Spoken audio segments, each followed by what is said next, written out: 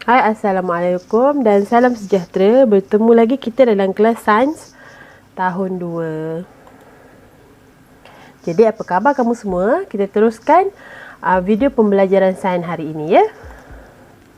Okay, untuk objektif pembelajaran pada hari ini, kamu akan dapat belajar dan menyusun mengikut urutan peringkat tumbesaran tumbuhan.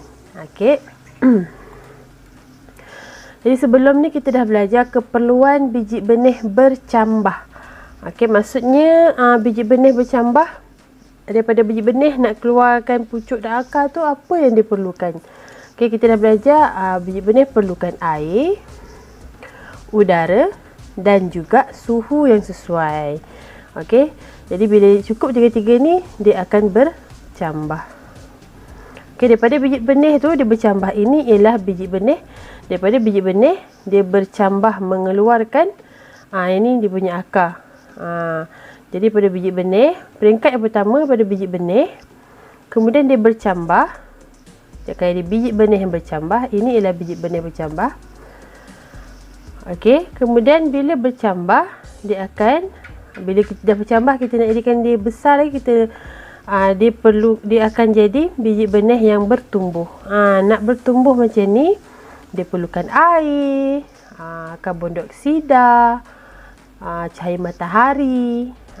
Tiga benda tadi. Kalau tadi dia perlukan suhu sesuai.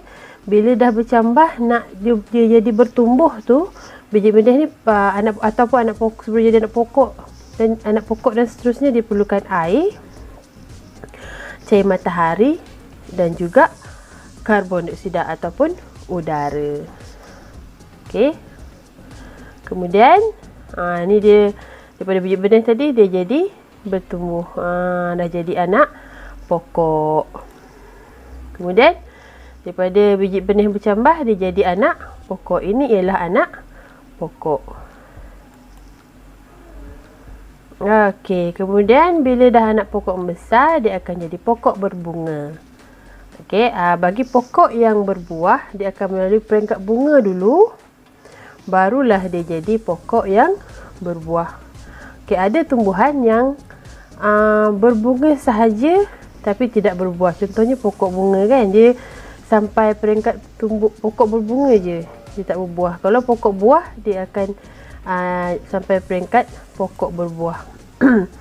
Okey, semasa bertumbuh, tumbuhan ni dia akan bertambah bilangan daun. Okey, mula-mula 2, kemudian dia jadi 4, kemudian daunnya jadi 6. Selain tu, saiz batang dia pun bertambah, ketinggiannya pun bertambah dan juga saiz daun daripada kecil menjadi besar. Jadi kalau kita tengok daun dia semakin banyak, saiz batang pokok semakin besar, semakin tinggi, saiz daun pun besar-besar. Maksudnya pokok atau tumbuhan tersebut bertumbuh dengan subur. Maksudnya semua keperluan asasnya dia dapat dengan cukup. Okey, dia dapat cukup air, dapat cukup cahaya matahari dan juga dapat cukup oksigen selain daripada nutrien. Kalau kita berbaja lagi dia hidup dengan subur.